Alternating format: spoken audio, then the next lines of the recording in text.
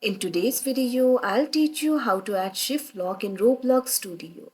So first of all, launch open Roblox Studio and make sure you're logged into your account. Make sure you've opened the experience of your choice. So if you want to enable the shift lock, it is actually very simple. At top, you'll be able to find various options like home, modal, avatar, test, view and plugins. Make sure home option is selected. Now once you do that, what you have to do is simply look at right. Now right over here, you'll be able to find the option for Explorer. You'll be able to find various options over here. Make sure to select this option for Starter Player. Once you do that, at bottom, you'll be able to find various options over here. Simply scroll down.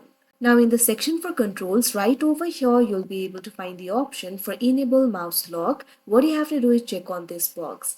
Now once you do that, the mouse lock has been enabled. So like this, you'll be able to enable it. So that is how you add shift lock in Roblox Studio. I hope you found this video helpful. Thank you for watching.